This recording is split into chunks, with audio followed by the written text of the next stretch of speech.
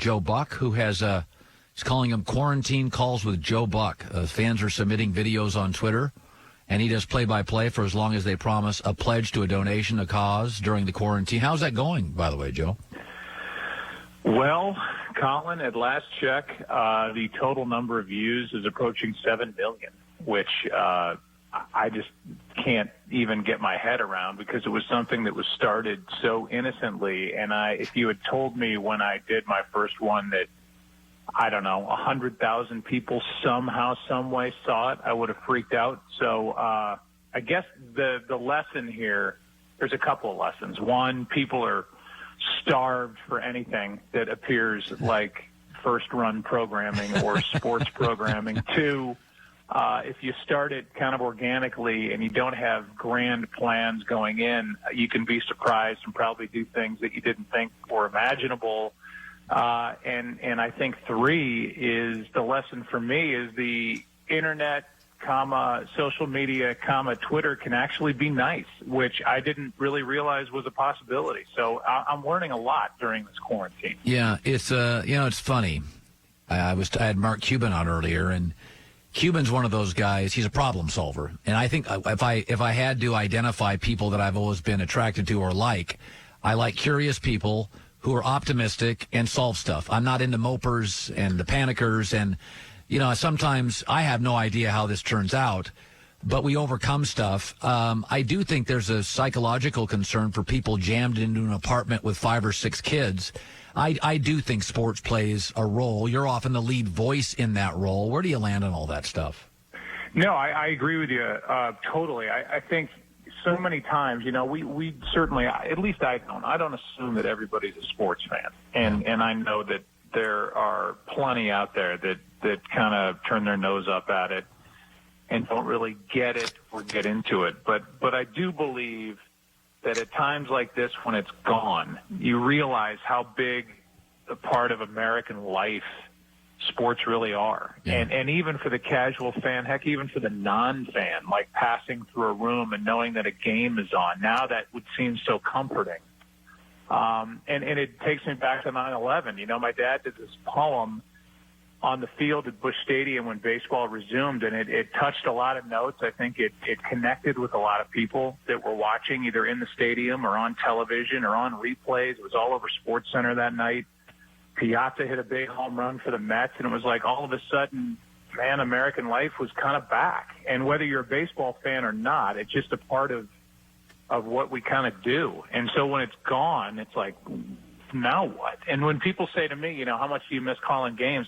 I wouldn't be calling games right now anyway. I just miss it as a fan. I miss being able to flip on a Blues game or an NBA game or whatever it may be. And now, we're past where opening day would have been in Major League Baseball, which leaves a huge hole. So I just know that when it starts to trickle back in and everything hits again, whether somebody's a sports fan or not, it will trigger and signify that life is getting back to normal, which we all hope comes sooner rather than later. Yeah, I mean, I said to Cuban earlier that what worries me about cable news, of which I work for a company that has Fox News, is sometimes journalism is treated as a commodity.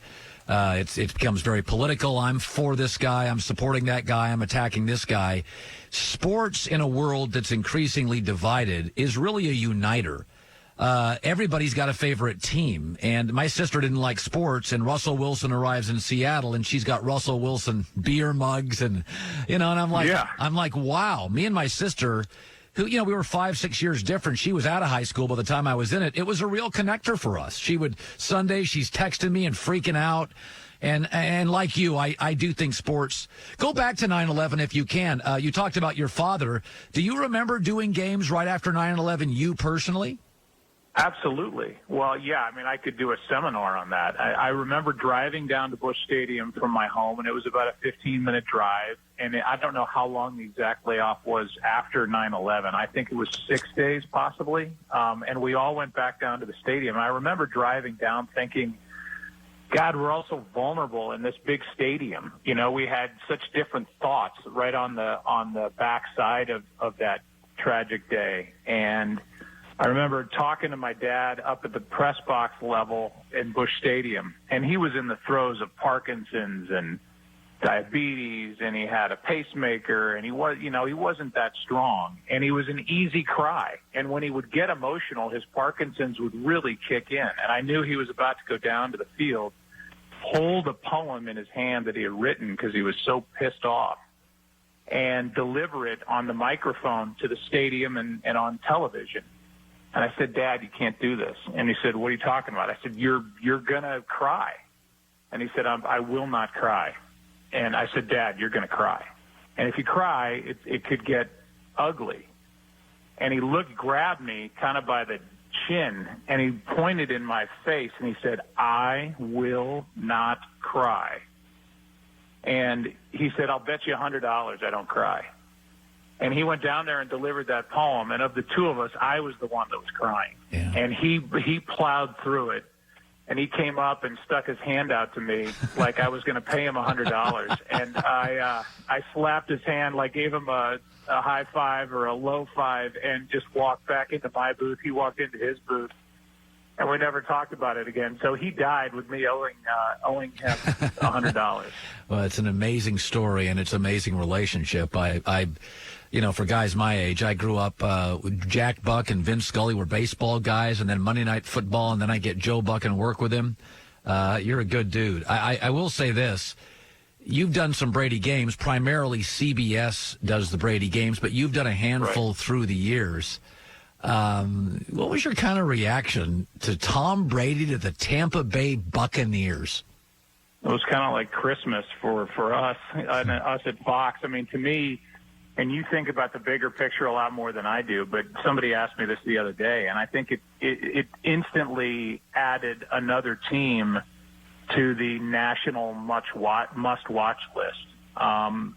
The Buccaneers were not on that. Troy and Aaron and I have not done Buccaneers games hardly at all. We did one on the NFL Network, I think week 2 last year at Carolina, and that's been about it for the last at least 5 years. We just haven't been there. And now you've got Brady with a loaded offense, with an engaging head coach, with a pretty good defense.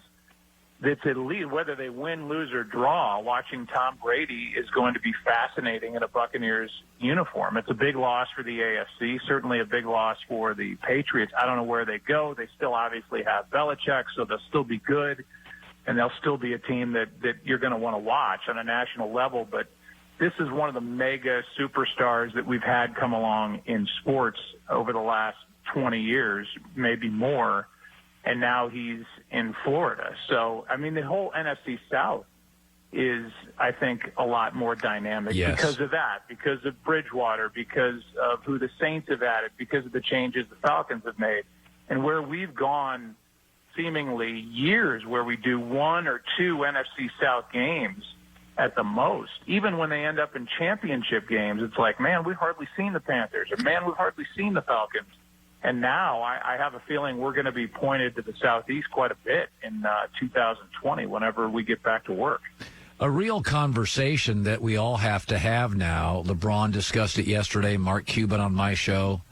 Joy and I have talked about it, is the reality of games with no fans. Now, NBA players have pushed back saying, this game, it's really fan-driven. Take me to baseball. I did minor league baseball, so I often did games with 400 people in the stands. A's games a few years ago had about that. What would you make of baseball if they said, listen, we're back May 1st, a bridge season, and we're going to do the first month with no fans? Does that work at all for you? Yeah, it does. I haven't thought about it, with specific dates in mind. And I don't know, our big boss is Eric Shanks, and I talked to him about it, 4 or 5 days ago, and he doesn't really have a sense, because nobody can give you any definitive answers as to when we're on the other side of this curve, or when the numbers start to decrease, or when the government starts opening up for business again and life starts to return to normal. So would I be for that? Absolutely. If it's a way to kind of walk before you run, and you keep the majority of people safe, great. I just, there's some part of my brain that goes, if it's out there, this virus, and we're all going to be interacting somehow, some way going forward, I feel like somehow we're all going to be exposed to this thing. And whether it's their fans in the stands or, I mean, these players. So you're basically saying, okay, well, we're going to protect the fans, but now the players and the staff, the support staff, and everybody else going to be around these guys, and they're going to be in athletic play and sweating on each other and whatever, and social distancing. I just, that seems to be a hard sell to me. But if that was deemed safe by medical experts, then great. Let's start it up somehow and then eventually get back to a world where fans are going through the turnstiles. But, man, that seems like a reach to me. Yeah. 6 Super Bowls, 22 World Series. Joe Buck, beautiful family. Well, are you in St. Louis right now? We're in St. Louis. Michelle, me, my older daughters, Natalie and Trudy, 23 and 20, and our boys, Blake and Wyatt, who are approaching 2 years old. So we are using every ounce of creativity we have ever thought we might have in trying to occupy these boys during the course of the day until nap time. When nap time hits, it's the biggest exhale, and then you've got to get from nap time to dinner. And then after dinner, you're basically scot-free because they're going to go to bed about an hour later. But those are our days. That and then me doing these videos sitting at my desk. That's the extent of my life right now, which is fine while people are, fighting for life in hospitals and worried about this virus. We're lucky, blessed so far, knock on wood, and we'll just see where all this goes from here. Thanks, buddy. All right, man, anytime. Thank you. I'm here. In fact, I can do 10, 12 segments if you want. I may lean on you by next Tuesday. Costas comes on Monday, I'm told. You may be Tuesday for 12 segments. Hi, everybody. Thanks for watching. Subscribe here to get the latest from the show. Also, be sure to check out more of the best clips from The Herd or go watch a few segments from other shows on FS1.